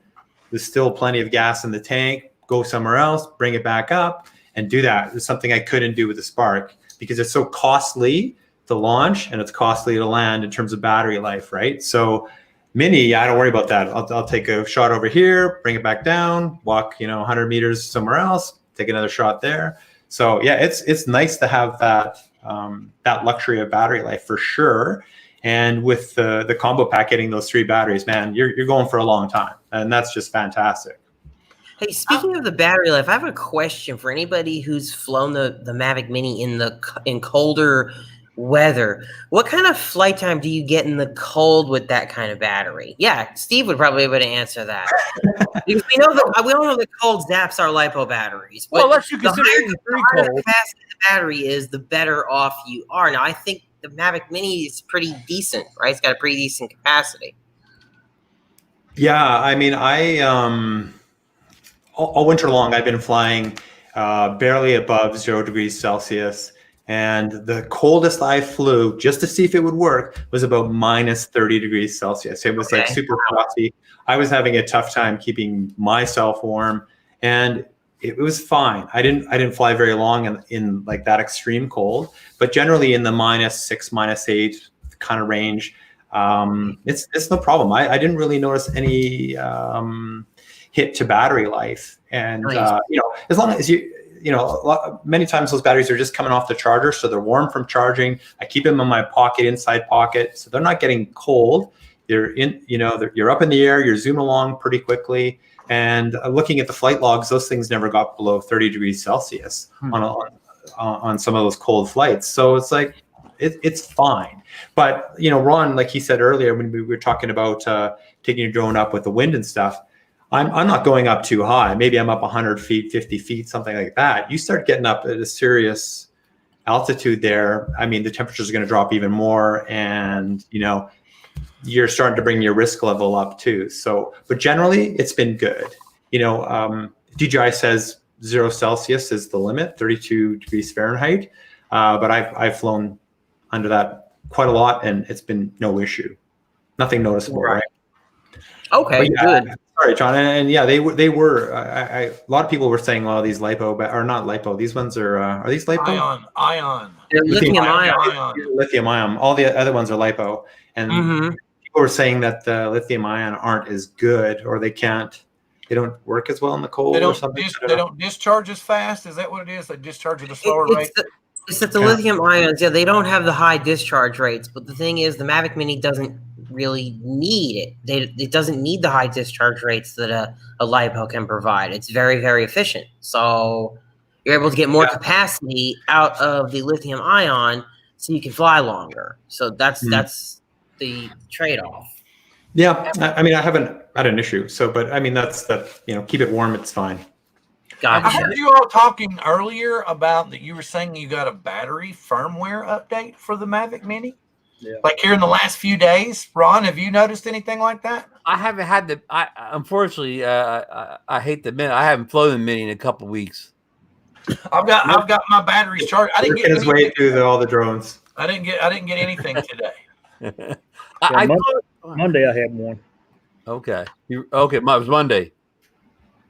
Yeah, I've got one too. Well, I will get the Mini out tomorrow and fire it up and see if it's asking for but of course, maybe what happened, Chris, is since you have more than one battery, maybe you did the update and it updated the battery you had in it, and then it was just waiting for the next time you put a battery in to do that one. Where of course I only have one battery, so it's one and done for me. But like my Anafi got an update recently, like in the last week, and it needed a battery update. So I went through and placed both batteries and updated both batteries, at that update. So that's very well could have been, because there's 3 of them, and I know it updated one. I know it updated one of them right after the firmware update come out a month or so ago. So yeah, I might have just missed this one, because the batteries, you don't have to worry about them discharging. You just go grab one. They're still charged. Right. Yeah. You could not you could not look at the thing for weeks. You can put the battery in, it's still 100% charged.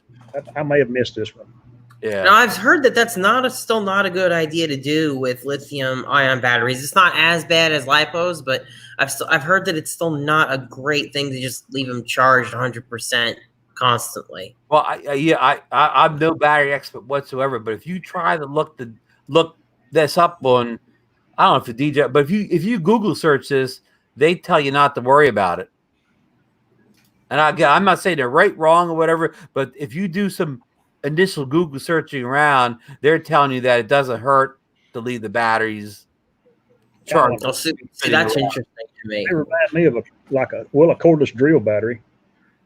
Basically the same thing. A DeWalt, a good DeWalt battery. I don't worry about these batteries. I worry about the Phantom batteries. I'll leave them. I'll run down about halfway and just let them sit. Yep. It don't hurt. That's the best thing to do. That's the best thing to do. Yep. My Phantoms are 3.5 years old, and I still get 20 to 22 minutes of flight time. And I have to agree with Chris. I have the same Phantom he does, the Phantom 4 standard, we'll call it now. And I have the battery. I purchased mine over 3 years ago. I don't think it doesn't seem like I've lost a minute of battery life. It doesn't feel like it to me either, Ron. And those mini batteries they're pretty cheap, eh? Like inexpensive. People tell me you can't find them now. Like you go to get them, they're sold out every place. I've heard that. The Phantoms? No, the mini. The mini batteries are sold out every place you look. Just not handy. Oh, okay. I was going to say I haven't seen the batteries singularly for sale anywhere. I have seen the combos actually sitting on the shelf in the stores, though. Yeah, I'm just looking at DJ's website. Yeah, I mean they're $40 each, $39 US, and out of stock on DJI's website. And I haven't seen them in the wild either yet. No. Props took a while to become readily available. I see those all the time, but batteries still no. But I have 3, unlike Ron, so I'm not worried. Yeah, I'm not worried either. I'll buy another battery if I ever if the coronavirus ever goes away and I'm brave enough to get an airplane again and fly someplace, I'll and the Mini's the only drone I take with me. I'll buy the second battery, so I have a 2. Sorry to bring the virus up. I know it's a hot topic, and I'm not making light of it at all. It's a serious issue, and I pray to everybody out there who has or knows relatives have had it, or even people passed away from it. All the best. So I'm not making. I'm planning on going to California next month, Ron. You're scaring me. I was actually kind of hoping the plane would be empty. Right. If you're the only one flying, maybe it's a good deal then. Well, that's what I was, because they were all like, but we're thinking about going to Disney. I'm not sure if that's a good idea or not. Hey, Curtis. What's up, Mr. Dart? I hope your health as well. But yeah, we were thinking about going to Disneyland and going down and see Steve Carpenter and maybe Danny Tomas, because Danny lives in LA and then Steve lives a little bit further south. So I was going to take the Skydio down there and fly with them, maybe. Cool. But if this keeps up, I got a feeling our governor's going to shut the doors. You're in Washington. That's right. Your governor's on top of things out there. Well, he's dropped hints that later in the week some changes may be coming. And I looked at my wife. I was like, he's just going to tell us that we're on lockdown.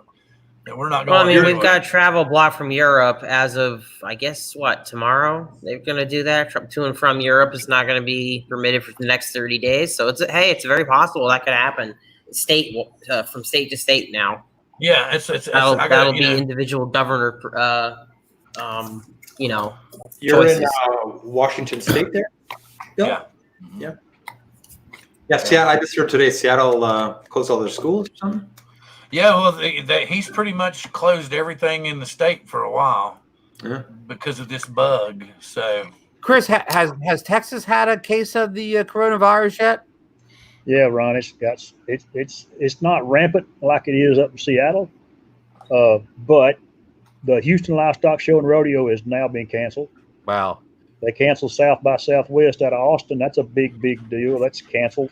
Yeah, that was a big deal. Did I hear something like 400,000 people come to that festival? Yeah. Yes. So if you're a small business person in Austin, that probably was a lot of your income for the year.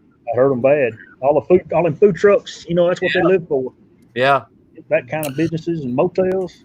I feel so bad for those people.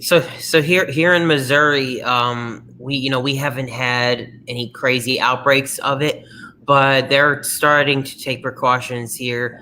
They just said that Mizzou is switching to all remote classes, all online. They're going to be disinfecting the entire college nearby, and also in Raleigh, I don't know if anybody's heard of the St. Pat's Parade. They are canceling that parade. It's only maybe been canceled like 3 times in history. It's a huge parade for St. Patrick's Day. It is canceled. And when I mean huge, like people come from all over to see that parade, and it is canceled for the first time. Their St. Patrick's Day parade. Yep, everyone's just canceling everything. And I heard that I guess the NCAA is suspending the rest of their season. Well, they're gonna tour, but there won't be any fans in the game. So just be the teams and the coaches, and I guess TV cameras. No, literally, but they're actually suspending the rest of the season from like 7 minutes ago until further notice. Wow, so wow. I mean, that's new development. The Mavic Mini will fly above it all. Yes, it will. The Mavic that's one thing you can do from your house. The Mavic Mini. Yeah, you can open the door and fly your drone to the store.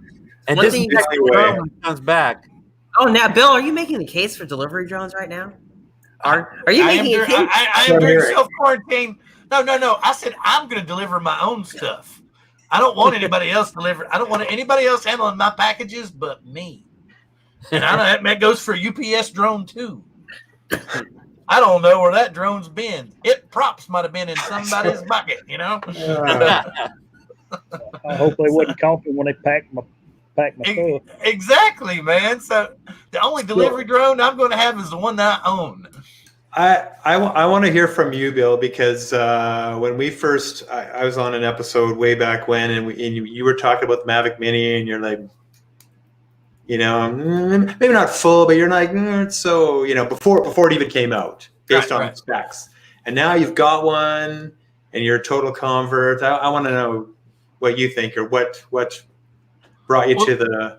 Don't you remember I told you all beforehand that I was waiting on the Skydio at Christmas time, and my wife's like, "Okay, it doesn't look like your drone's going to be here. So what can you get? What can we get and have under the tree for you to open with the family?" And I was like, "I don't know. I can't think of anything I want." And then because I was at that point in time, had kind of basically talked myself into at least getting it and checking it out and maybe having and selling it. And I couldn't find it. And then I found it at a local Apple store, but didn't pull the trigger. Went back the next day, gone. And I was like, well, I guess, she's still asking me, are you going to get something? And I'm like, I can't think of anything. And I just happened upon B&H Photo, and they said, hey, sure, man, it's Christmas time. We'll even extend you some credit and ship that bad boy out to me. And it was here in 3 days. But I will not deny, since I have flown it in here and in Virginia, and I'm very happy with it. And I do feel like it is a decent replacement for the Spark, except for the durability factor.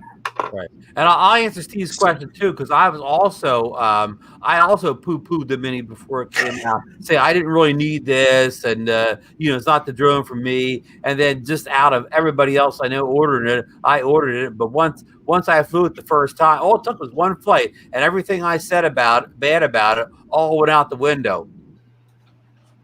Yeah. So, Bill, you're a big Spark fan? Yes. I love the pictures you can take with Spark. Good camera drone, for sure. Yeah. What? What is this? What? Are you serious, Mike? I don't know what. Let's not start drone pandemic here. They canceled the NBA season?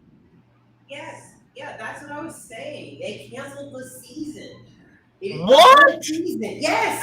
That's what I was trying to tell you guys. The season is suspended until further notice. Wow. NCAA or NBA? NBA. Sorry, not NCAA. Who do you root for? Were you the Rockets or Dallas Mavericks? Oh, I'm Maverick. Maverick? Yeah. Or Mavic. I just turned into a drone team. Or keeping the Mavic in the family right now. Keep on back on subject. Okay, since we've been talking about the Mini all night, and we've been talking about DJI products, we've gotten to that point of the show. Let's go ahead and talk about the speculated pictures that we've all seen out and what our basic theory of the potential new drone from DJI is. Ron. Well, again, this everything I'm saying is totally speculation. All I know is what I saw in the drone DJ article that popped up yesterday. With the leaked photos, and then Lauren Donner, I think I'm saying his name right, was on Bill the Drone Reviewer's show last night, and he's usually a source of good information on future products coming out. And it looks like people thought it was going to be a Mavic Air 2, but now it looks like they're going to simplify the line and just call it the Mavic, and it's going to be bigger than the Air, but not as big as the Mavic 2, and it's going to have be more robust drone than the Mavic Air, and maybe also have OcuSync 2 in it, which that will sell a lot of units, because a lot of people's big complaint about the Air was its lack of range, and of course its battery time, and this drone looks to eliminate both those. And of course they'll have new ESC, so it won't be the noisy drone the original Air was. So again, it's all speculation, but it looks like it'll be a great product, and especially Lauren has a price at $999 US, which that puts it real competitive with drones in that category. So do I think the speculation could be valid? Yes, and I know they're leaked photos, but again, with these leaked photo things. When they leaked the photos for the Mavic 2, they all came true. When the leaked photos for the Mavic Mini Mini came out a month or two ahead, they were all true. The what do you call the little thing that rides around, the RoboMaster? So it was true. So all the leaked photos we've seen in the past year or two of DJI products, they all actually happened. So anyways, I'm going to throw it over to. Let me say one thing. I'm going to throw it over to Bill. Okay, I just want to say one thing. This is not a leak. This is DJI marketing. Wake up, people. It's a repetitive pattern. It's happened way too many times for it not to be marketing from DJI.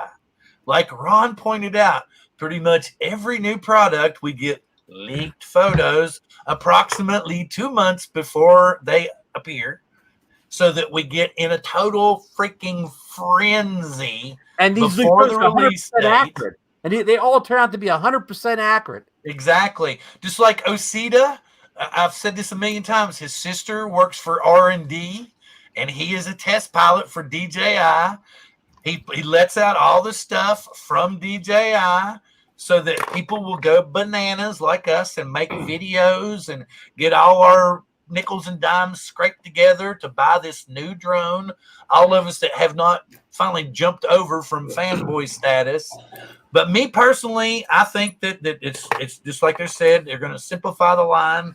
You're going to have the Mavic Mini, you're going to have the Mavic, and you're going to have the Mavic Pro, and you're going to have the Mavic Zoom. But you're going to have like generations. You're going to have Mavic Pro Generation 3 or Generation 4.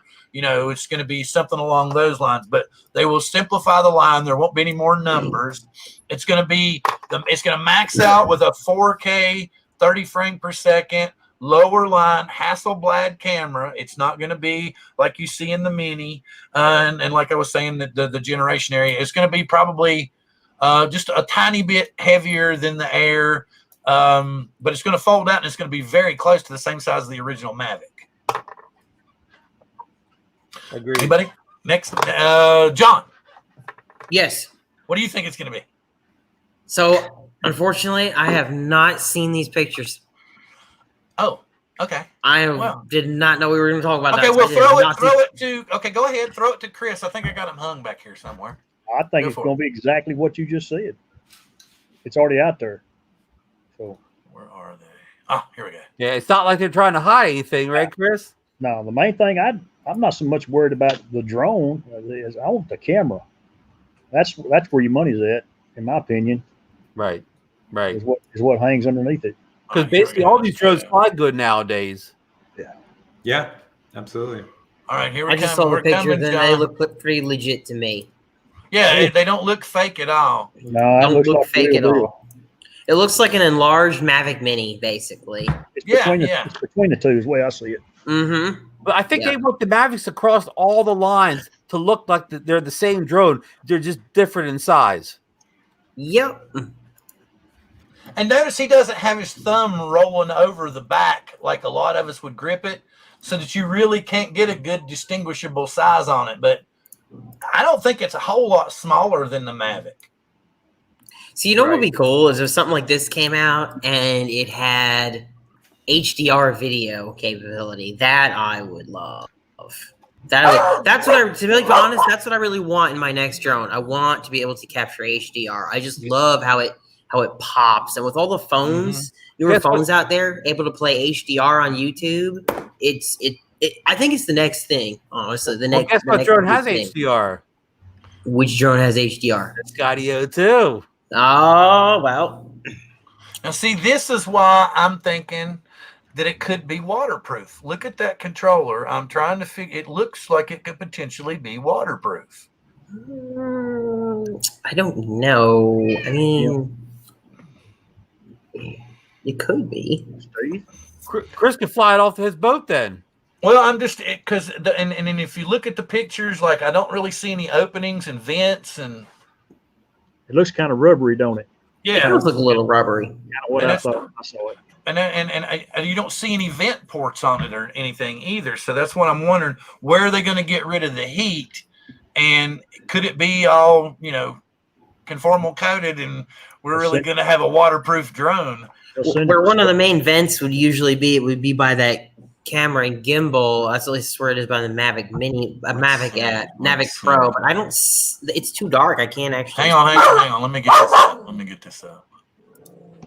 Cool. You know where they have the camera and the gimbal and you can see it really clearly, but like I can't see if there's a vent there. Is it 4? Let's see. Nope, that's not the one I want. Not that one. We want the other one. Dummy. Let's just close this one. That'll make it easier. I can find it that way. Ha ha ha ha ha. Just FYI, Forrest Gump. Yeah, this is what I'm talking about. Yeah, I can't see if there's a vent there by that camera and gimbal.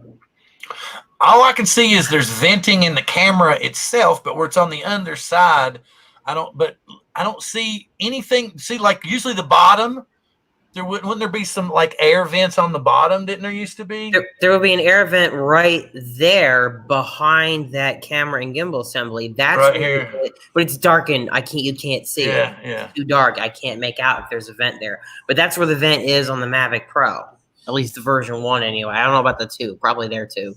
Yeah, and it's not. This other picture's not showing us enough. I don't think.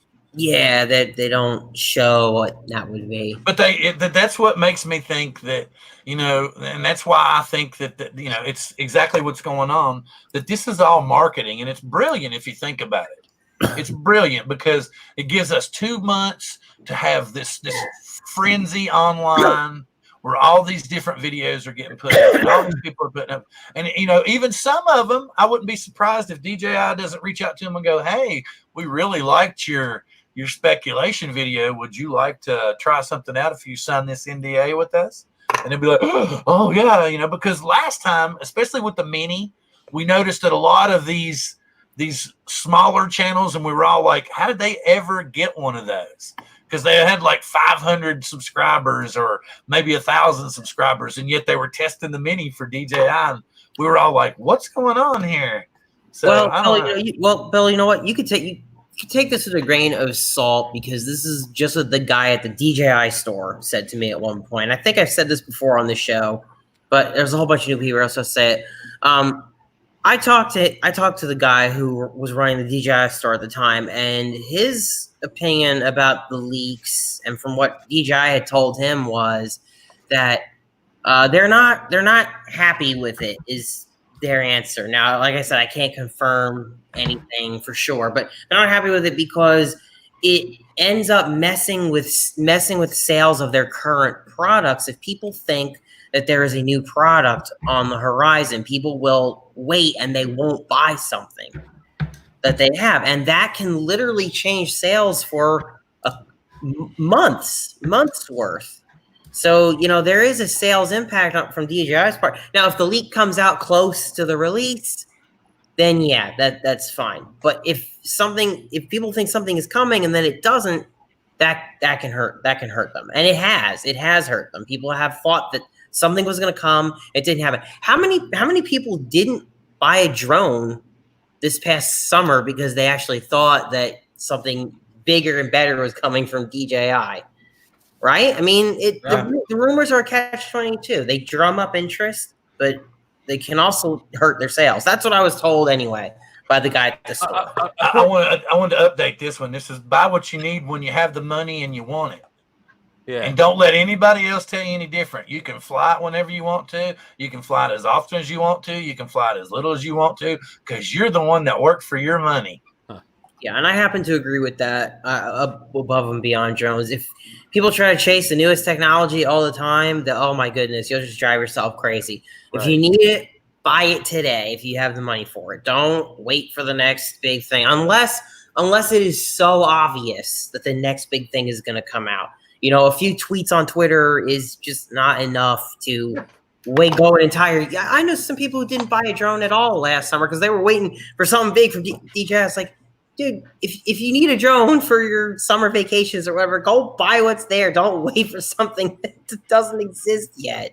Yeah. John's his statement reminds me of the computer heyday of the late 90s, early 2000s, where as soon as you bought a desktop or a laptop, the next day the new model came out, and it happened to everybody over and over again. They just get this brand new. That was the heyday of the desktop era. They get the new desktop. They got the latest chip and the latest graphic processor. And I mean, it's not even cold or whatever yet. And the new update comes out, and it's twice as good as what you just paid full price for.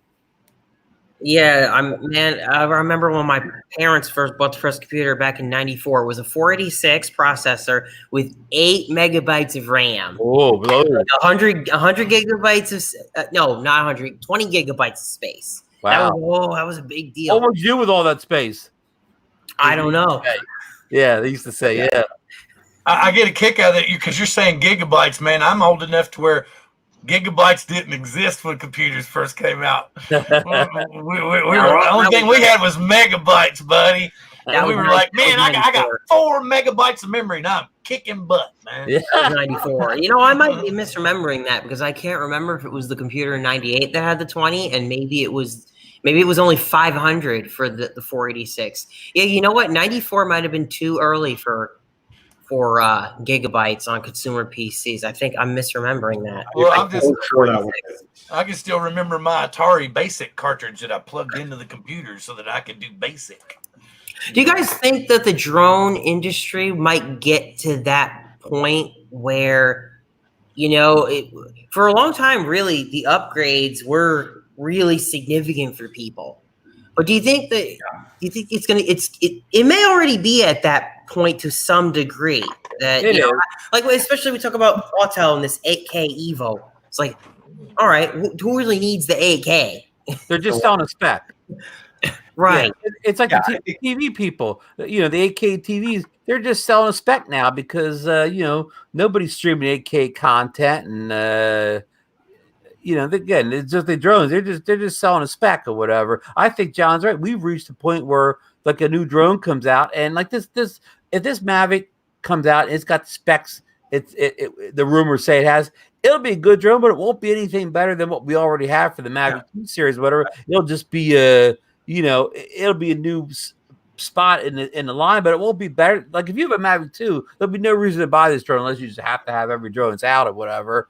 Right. Or you have a drone channel and it's your thing. Yeah. We reached that point this year. What could come out in a drone now outside the incremental things, like it can get a few more minutes of flight time and it can go a little bit further.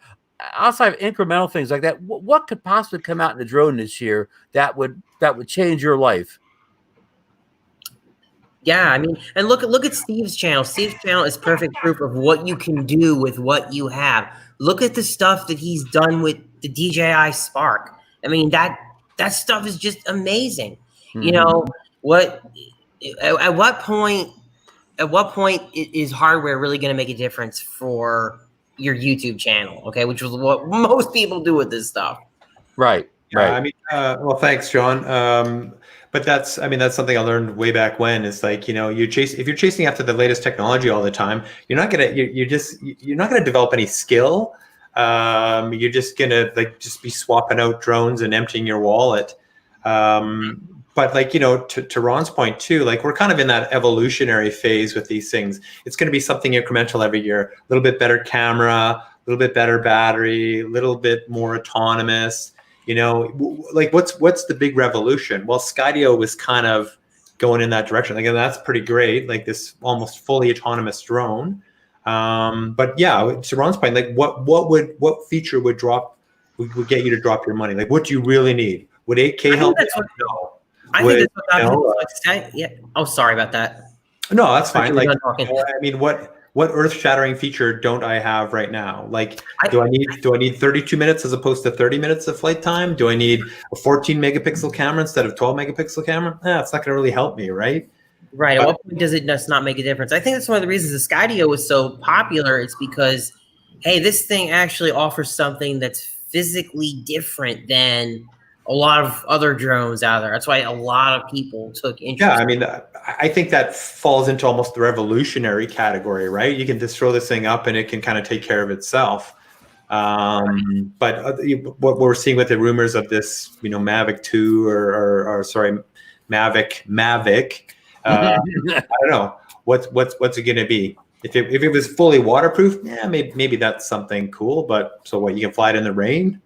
Right. The problem with flying the rain stuff, like that egg drone shows, unless it comes with little what do you call windshield wipers on it for the gimbal. You're going to get lousy video because you're going to have water on the lens, so you can fly in the rain, but you're going to get video nobody's going to want to watch. What's the point of flying the video if it doesn't have some ability to get the rain off the lens? Yep, exactly. I mean, and the other point that I could think of for the waterproof is to be able to fly in the snow. But I've flown some of my DJI stuff in the snow before, and it's not recommended, but it's fine if you take some precautions, at least in my experience anyway.